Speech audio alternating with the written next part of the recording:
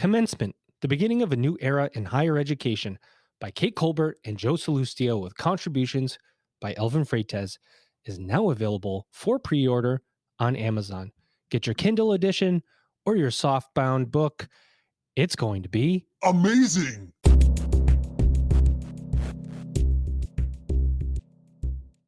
Welcome back, everybody. It's your time to EdUp here on the EdUp Experience podcast, where we make education your business, and we have continued to do that now more than 500 times and over 200,000 listens to this podcast. You honor us with your ears and your attention as we continue to have what I think are some of the most important and fun conversations in the entirety of higher ed.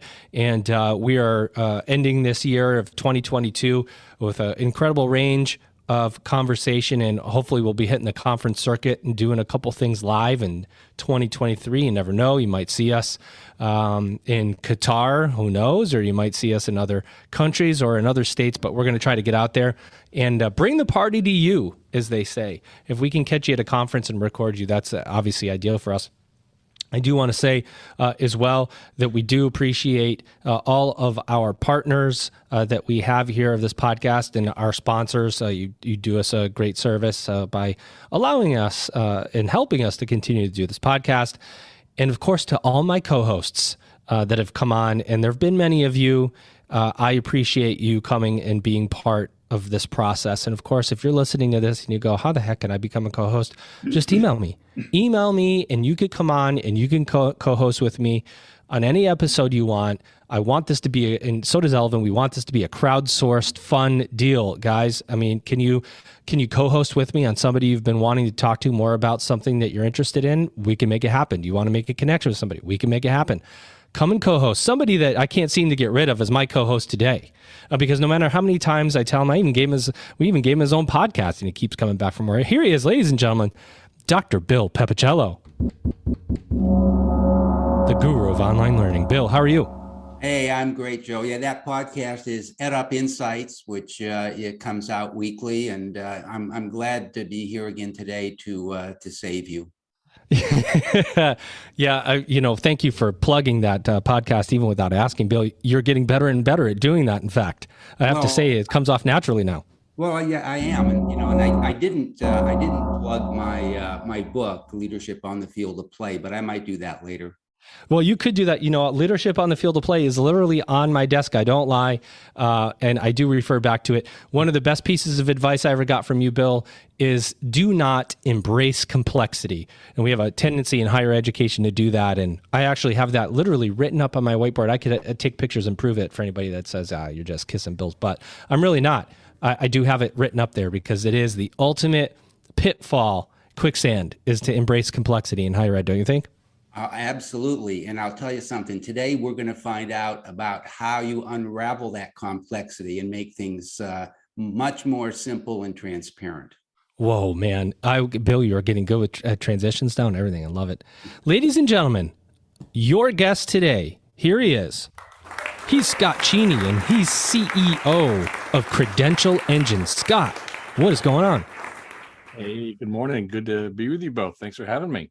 Thanks for joining the party, Scott. We're glad to have you here. And you're doing what I think is some of the most important work in the entirety of higher education, or post-secondary learning, if we want to say it that way. Can you talk to us, just level set? What is Credential Engine? How long has it been around? What's the focus? What do you do? How do you do it? Give us the lay of the landscape. Sure. I'll try and make this as simple as possible, because it really is a very simple notion of what we're up to. So our mission is to make sure that everybody, whether you're a high school student, a transitioning veteran, someone who's changing jobs, an employer, an educator, a policymaker, that you can have access to every piece of essential information about the entire post-secondary education and training labor market that you need to make the best decision you can. It's really, that is the simple narrative of what we're up to, is to put information into people's hands so that they can make more informed decisions. Now, what does that really mean? So we are the organization that is doing for education and training what the SABRE system has done for the travel industry, which is essentially to say that we're making sure that the essential information about high school diplomas, apprenticeships, licenses, certifications, degrees of all types and all levels, the skills and competencies that are embedded in them, the providers that offer them, the costs that are associated with them, the pathways, the connections, the jobs, all of that information is accessible in ways that you can easily search on the web, just like Expedia and Travelocity and Kayak have built tools on top of the SABRE system data infrastructure that lets you search hotels, airlines, restaurants, anything you want to do on the next vacation that takes you down to Honolulu. And so that's what we're doing in the education and training space. So much there. Scott, you it's like music to my ears, because Bill and I in multiple episodes, in fact, have talked about how credentialing, or whatever we frame it, post-secondary training, right, is exploding. In fact, I saw on your website, there's like almost over 967,000 different credentials out there, or whatever people are classifying as a credential. Almost 1 million credentials. How Crazy. It's insane. Yeah. And we've always talked about it's the Wild West. And I've used this example before. People have heard me, like your brother's girlfriend's son's real estate agent, Ricky, puts a class online for, how to be a real estate agent in this city and make more money. And he's giving out some kind of credential for it. And you go, what kind of value does that have? Is it of value? Is it count as a credential? Does it not? And it's this Wild West kind of, everybody's kind of gotten in the business of a credential. And how do you assess its value? So to hear you talk about that, I mean, it is bringing some structure to something that has been completely unstructured, don't you think? Well, that's our intent. And to be clear, what we're doing is not making an independent assessment of the value of that real estate class that's being offered by cousin Ricky's second cousin, third, removed. Yikes! We're making sure that if there is information that needs to be known about that program, that it can be easily found and compared to a reputable program offered by the Real Estate Association of America that is in fact licensed and has industry standards and can get you an actual real estate license. And you should be able to find that information and not just count on Uncle Ricky's sister telling you that you should go take that class. Right. So but by comparison, you're allowing the consumer to assess what they believe is of value by saying, okay, you want this, here are some other options, here's the different credentials or certifications these things may or may not offer. Make your best informed decision. Yeah, and it's realizing that there are lots of different players that need to put information out into the ecosystem so that you can make that decision, right? It's the provider itself. It's the state who may be responsible for issuing a business license to that entity. It's the industry that may say, no, Uncle Ricky doesn't know a thing about real estate, but this program over here does, and we give that our recognition and our certification, right? It's any sort of information the state may collect about, if you take that program, you're actually not going to earn more money. But if you take a different program, we have evidence that the graduates are earning more money. So it's taking information and making sure that regardless of where it comes from, it's all in the same format, it's all comparable, it's all easily found, and that you can use it to make better decisions and not just rely on one person saying one thing about what they offer. Love it. Amazing. Bill. Yeah, well, one thing that just sort of rolls glibly off Scott's tongue, but needs to be looked at, is the fact that, well, you can compare these things. We not only have a place where you can go and you can look at it, you got the information, but you can compare them. That is a monumental task. I have worked with credentials in public institutions, with economic development organizations, with the for-profit industry, and trying to compare any two credentials is almost impossible when you have as many as are in the database here. So that one of the coolest things I think about Credential Engine is the credential transparency description language, which sounds like a really complex computer language. But really, I think, Scott, and I'll ask you to elaborate on this, I think that's the real basis for value of people being able to compare what you have there. And could you talk a little bit about how that description language works? Yeah, no, you touched on the secret sauce here, Bill. And the beauty is that the secret sauce, this credential transparency description language, or CTDL, is not ours. It's not proprietary. It's not owned by us. It's open source. Anyone can use it anywhere. And all we do is make sure that we're helping to tend to it and help it evolve and keep it relevant and have a place where people can come to add to it and keep it relevant. So again, let's go back to the travel analogy. The descriptive language that underlies Expedia and Travelocity at its core just makes sure that regardless of what service you use, you know that if you're going to book the room at the Marriott in Phoenix and you pick the 8th floor corner room, it has a king size bed and a city view, and it comes with breakfast. There's just some basic facts there that is going to show up in Expedia or Travelocity. And that's because we're able to describe that room, and then the 7th floor room, and then the room over at the Hilton, and the room down at the Travel Lodge in common ways that you can know if it's 1st floor, 2nd floor, king bed, city view, whatever. And we're doing the same thing, making sure that there's just common places to plug information in about the costs, competencies, quality indicators of all these different credentials. Is that the minimum data requirement that you're talking about? The minimum data requirement? Yeah. So we have, this is a very large and very vibrant language. There's actually over 800 data fields that cover the range of the entire playing field, from, again, about the provider to about the program itself to about the earnings and employment indicators that come out of it. And so we can't ask and can't expect every provider to be able to publish and make accessible in this language 800 terms right off the bat.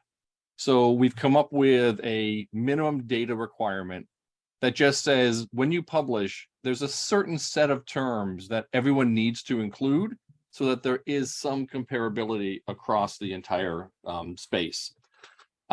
We have then benchmarks. So if you're a degree provider, there are certain benchmarks we want you to meet. And if you're a licensed provider, there's a different set of benchmarks.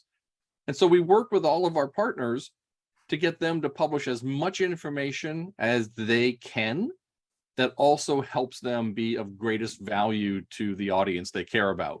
And that may be a high school student. It may be a transitioning, mid-career person. It may be an employer. It may be, the state who is overlooking and authorizing that program. So we work with those providers to help them publish as much information as going to help them, be of service. Wow. Let me just do one follow-up, and now I'll throw it back to you, Joe. One of the really other cool things about this is that you're not aimed at one specific audience. And as I was reading through and looking at some of the data on your website, I asked myself, well, who benefits? And the answer to that seems to be, well, everyone, not just the people seeking credentials, but employers and states, and for everyone to have access to this information really, really allows for the aligning of the workforce and economic development and training from all angles. And that's just spectacular. Yeah, Bill, you hit it right on the head there. We always make the point when we're asked, is your primary audience, the student or the employer? And my answer is always, it's everybody. Because once Ivy Tech Community College or Purdue University or the American Welding Society has made their information about what they offer accessible in an open format, it means that any student in Indiana or Illinois or California or any place else has access to that information and can understand what the value is. Nailed it. So can any employer, so can any policymaker. So if you're trying to make sure that what you offer is understood not just in your backyard, but in the next state, and people can understand how it fits into a pathway to connect to an emerging employer's skill needs, all of those can be met by getting your information into an open data format that is accessible entirely across the web. So we're beginning to talk to other countries who recognize that with labor flows around the world, with employers looking to understand how to hire the people with the best skills that come out of the best programs with the skills they need, having all this information in an open format just benefits everybody. It's more efficient, and it helps to lead to better equitable, more efficient outcomes. Scott, as you're talking about other countries, immediately my brain, we developed a really solid relationship with the Qatar Foundation, and they have 9 U.S. schools out there, or maybe there's 8 U.S. and one from UK called Education City, and there's schools like Georgetown and Carnegie Mellon and Northwestern. They've got satellite offices there, and Francisco Marmolejo, he's the higher ed president for the Qatar Foundation, and one of the things that they've proposed is a universal passport for credentialing, where, how do you take how do you take all the credentials that you may have taken and put them in some semblance of order that people can understand?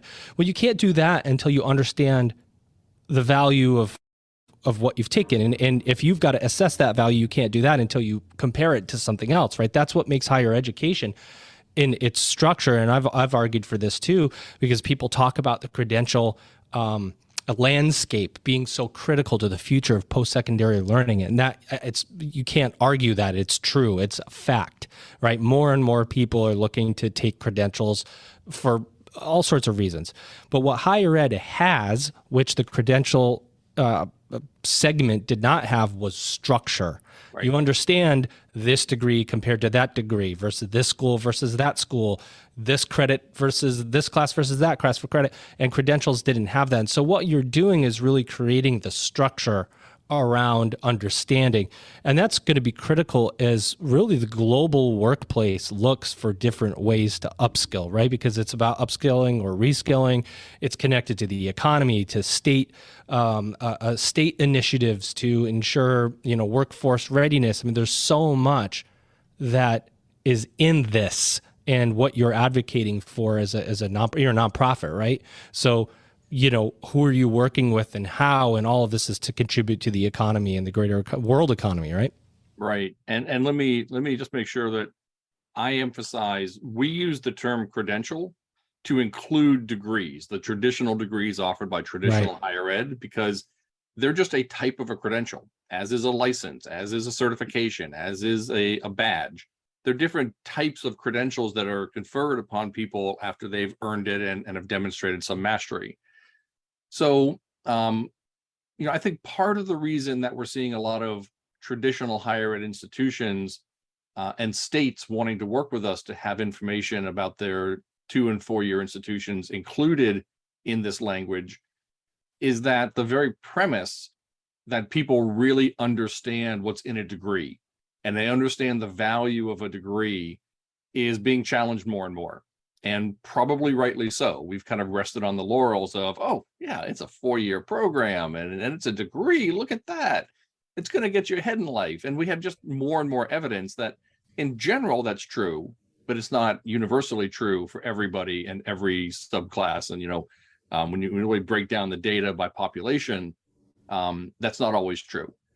So being able to have consistent information from all types of providers, regardless of the level and regardless of what the thing that they're conferring is called, people don't necessarily care as much anymore, as long as what they're getting has value in the labor market and it helps them build onto what they've had before and lets them continue to build on for further development of themselves. And I just want to go back to the Qatar conversation, this universal passport, really, really important. And, you've probably talked to or are aware of this growth in the interest of learning and employment records, and ensuring that individuals are able to consistently capture and maintain in a secure way that's under their control the entirety of their history of what they've earned and learned. So starting in high school, being able to capture all of the internships, all of the projects you've done, the diploma you've earned, the leadership training you may have gotten at your first job, the certificate you got, then you move on to maybe an apprenticeship or a 2-year program, having all of that information captured in a record that you can control and that you don't have to scratch your head and remember what was it that I actually learned in that leadership program, 10 years ago. It's captured for you with all the skills. We're working with a lot of states who are beginning to think about how do you roll such a thing out to the citizens of their state. And they're very interested in making sure they have consistent information about what those things are. And that's where we come in play, having all of the information about those credentials they've earned, the skills that were embedded, how they connect to the credentials that came before and after is the package, what's carried in that wallet that the learning and employment record really is. 100%. Commencement, the beginning of a new era in higher education, by Kate Colbert and Joe Salustio, with contributions by Elvin Freites, is now available for pre-order on Amazon. Get your Kindle edition or your softbound book. It's going to be Amazing. love it. Wow. Bill. Yeah, that's just amazing. And something I'd just add on to what Scott just was saying is that, I do work with some economic organizations, and we look at an employer information and employee information. And it's interesting that while we do point to the 4-year degree still as being very important for earnings in a lifetime, one of the interesting things that I found is that while you may earn more money and you may have a degree, it's not necessarily a causal relationship. Right. You find that oftentimes people are gainfully employed in an area that may be tangentially or not even related to their degree.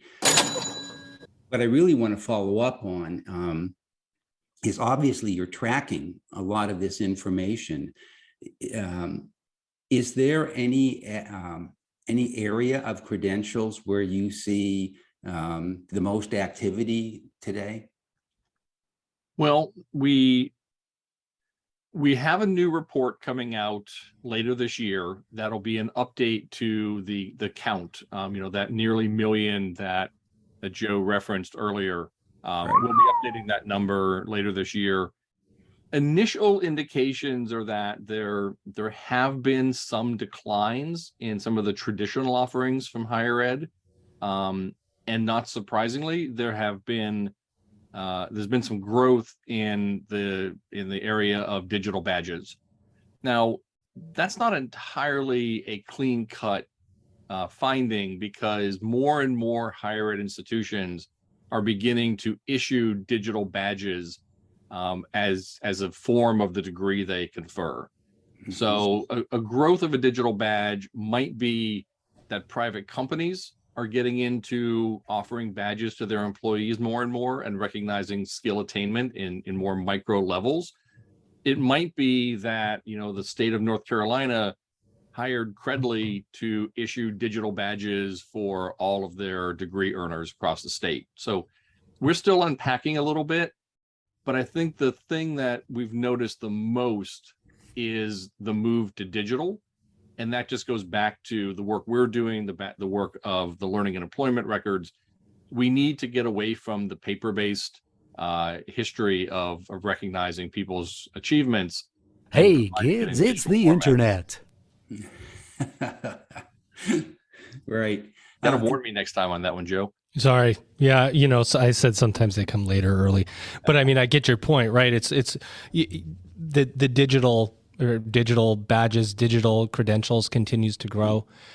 Is it this a question I had on my mind as you were talking in podcasting, right? I'm going to make a really weird connection here, but in podcasting, there's something called pod fade, which I've become recently familiar with. It only took me about 500 episodes to figure it out.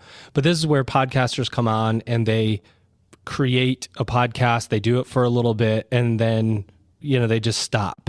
And because of time or because of they lost value or they switched jobs and it was, you know, they just stopped. So there's all these podcasts, more than 2.5 million podcasts out there, but there's a big percentage of them of people who kind of start it and stop.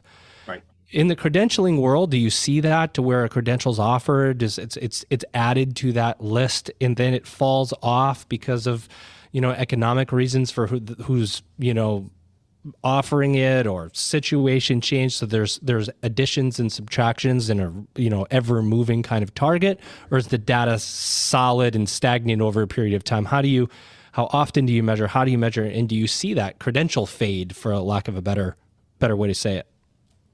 So when I took this job and opened Credential Engine as a standalone nonprofit 5.5 years ago, one of the first questions I asked was, okay, my job in this organization's mission is transparency of the credential landscape.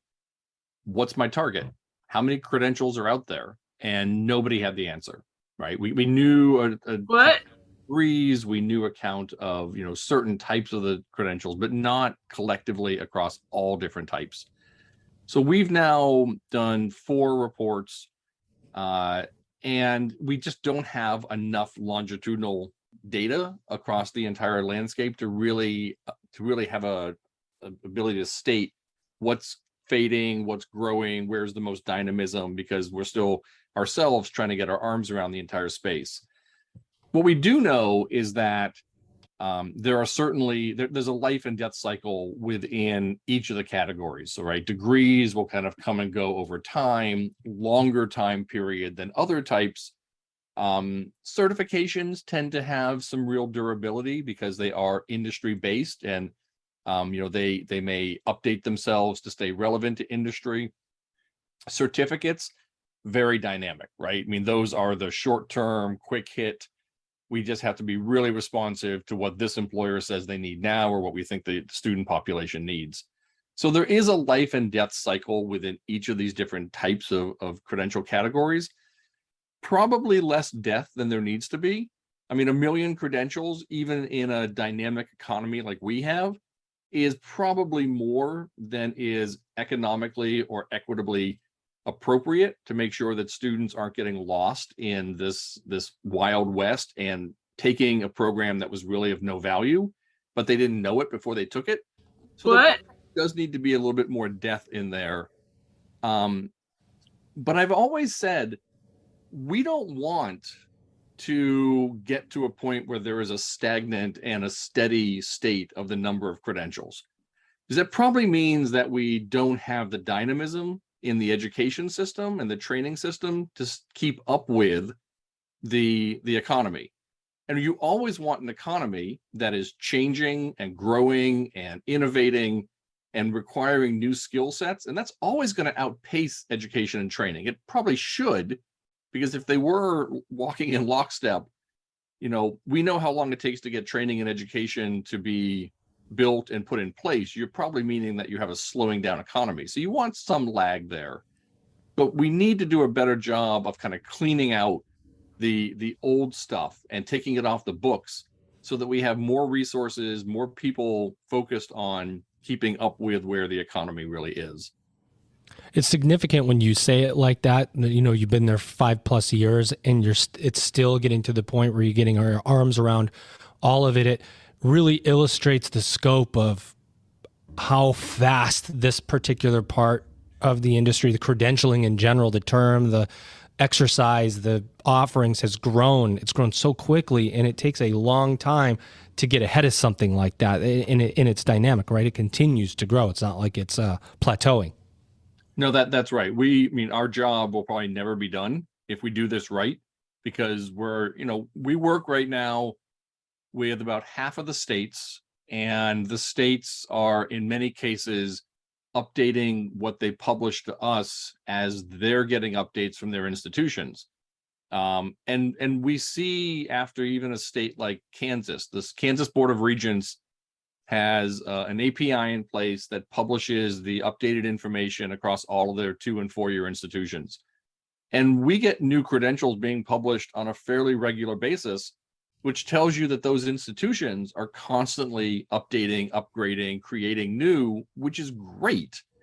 And we want to make sure that we have the systems in place so that anyone who is building a student or an employer-facing app on top of the data has the most current data from Kansas, so they can help a student know what's being offered. Does that new credential actually have the skill offered in it that is required by the employer they want to get hired by down the street when they complete that credential? And you've got to have that data be real time and live so that you can have the best information in the hands of people that need it right away. That really underscores the value of Credential Engine, Scott, because as you say, you can see what's coming off the table, what's coming on the table, but sort of a corollary to that is if employers or students are looking for a certain package that will increase their skills or give them a new skill, they have a place to go and look and say, oh, well, what I'm looking for isn't here. How about somebody coming up with what I need? And Right. by the same token, of course, you have people saying, well, nobody is interested in this credential anymore. That's incredibly valuable. Yeah.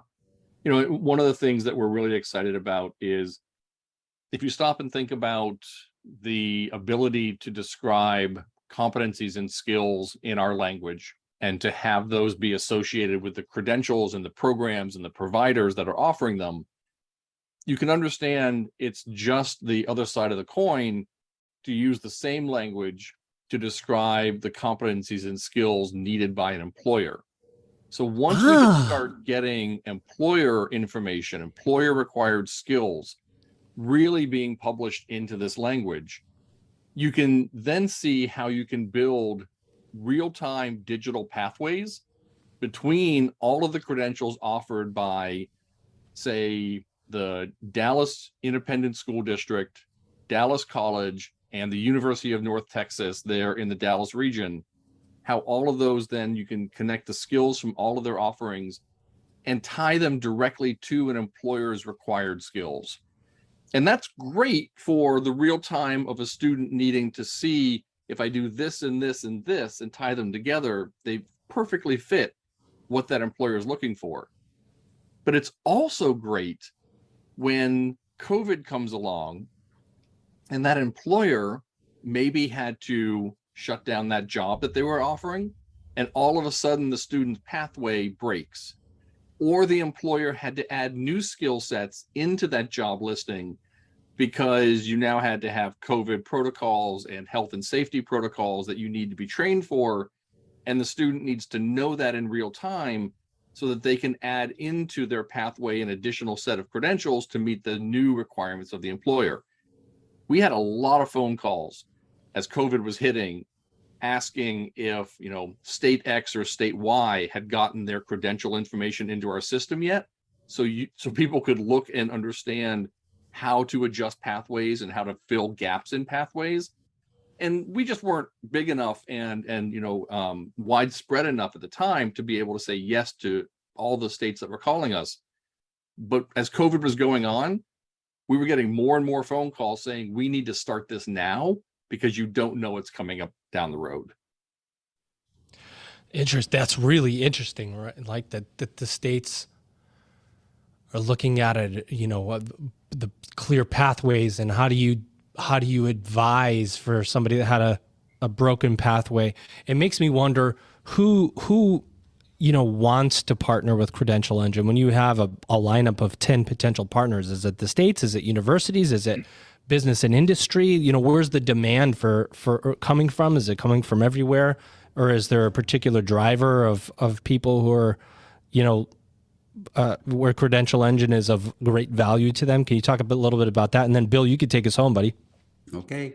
Yeah, so we've been really pleased that we've had partnerships kind of across the board. So individual institutions will call us up and say, this is great. We see where the future is. We know that we need our data to be, accessible in a common open format, and we want to get our data in. So we've got, hundreds of institutions like that have called up.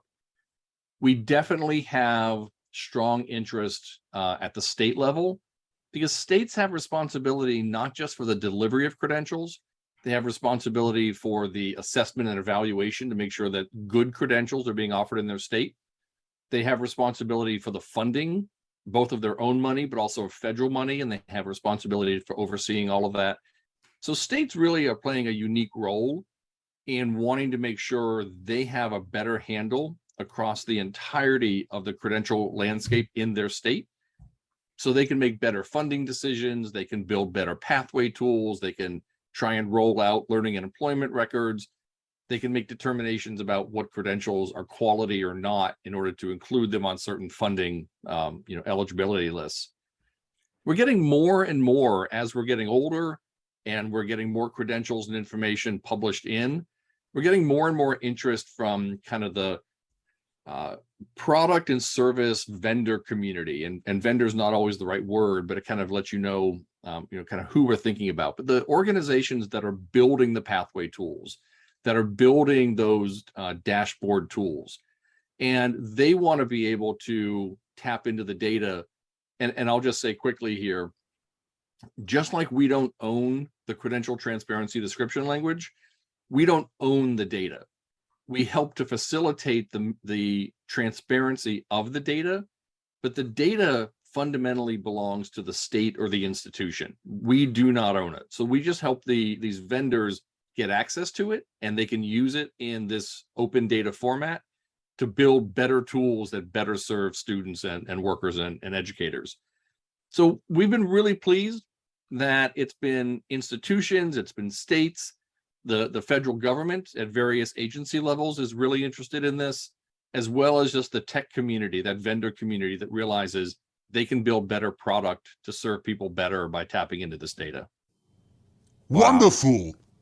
Yeah, that is really wonderful. And just a corollary before we wrap up here, one of the things that Joe and I talk about frequently is the business model for post-secondary higher education, and the fact that in states and public education in particular, the business model is not really sustainable at the moment. And yet, your work is sort of central, as you say, with states, because states have to pivot in a lot of different directions to provide funding and services in higher education. And I think that ultimately, your work and having people be able to tap into the really nitty-gritty relationship of workforce and economic development and education may have significant impact on the business model of higher education in general. And that's just sort of a rant on my part. But to wrap this up, there are two things that we ask on our podcasts of our guests. The first is if there's anything you'd like to tell us, because Joe, there's a lot of gaps in what he asks, and so there's probably something he should have asked and he didn't. So if you'd like to add anything to that. And then lastly, especially given your position right now, what do you see as the future of higher education? So I'm not sure there's anything that's really outstanding that I'd want to add. We're happy to work with anyone that wants to contact us to help make your data transparent and to include it in this format. That's our mission. That's what we believe in doing. And, happy to talk to anyone and really appreciate the opportunity to share this. Where is higher ed going?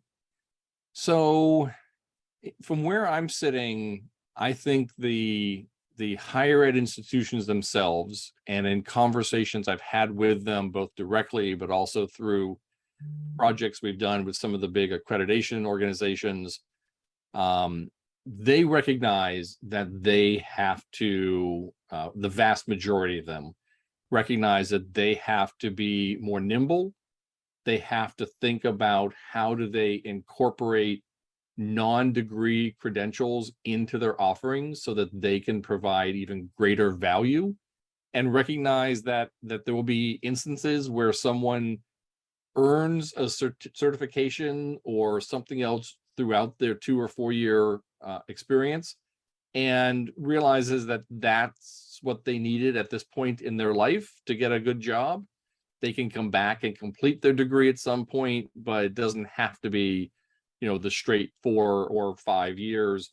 That's just not the way people live now, and that's not the economic reality. So higher ed institutions definitely recognize that. There is going to be continued competition, may be the right word. I'll leave that to others to decide, from more and more organizations that are getting into this space, whether that be a Google, LinkedIn, Microsoft, IBM, Amazon. There will just be more players and more actors who are thinking about ways to deliver just what somebody needs, just when they need it, at the lowest possible cost. There's just no doubt in my mind that that's going to continue to grow and grow. And the biggest challenge we have, and I would say this too, if I was still in my past policy positions, the biggest challenge we have is having some consistency of quality determination across all of that, so that even as you have that dynamic growth in what's being offered in the post-secondary space, you can ensure that you have some level of quality across all of them that people can rely on. So there's a definite tension there, but it's unavoidable because the marketplace is what it is. And that's going to continue to challenge all of us. Epic. I have to say this, I've done 500 of these, and there, when I go back and think, and there's some that just stand out, and I go, you know what, this one relates directly to the future of higher ed. And this is one of those episodes, right? When people say, what does the future of higher education look like, or the future of education, post-secondary, whatever, we know that credentialing, however you define it, credentialing, whether it's through degrees or non-credit or whatever, has a very particular place in the future of work. And how we understand that and organize it and experience how to get those credentials and communicate them is a big part of where post-secondary education is headed. And Scott, you are doing the very, very important work of bringing that to reality, which we appreciate, because Wild West credentialing it can't last forever. There has to be a structure and information and transparency around these things. And I'm very, very happy to. It's an honor to speak with you and hear about the work you're doing. And Bill, I'm sure you feel the same. Amen. This was great. I'm going to make sure I get this distributed as widely as I can through my network. People need to know about this. Well, Scott, how do we contact you? Right through the website? If somebody says, you know what, I want to figure out what's going on at Credential Engine, the website, get you on LinkedIn. Where's the best spot to connect with Credential Engine? Yeah, website is probably the best. That's just www.credentialengine.org.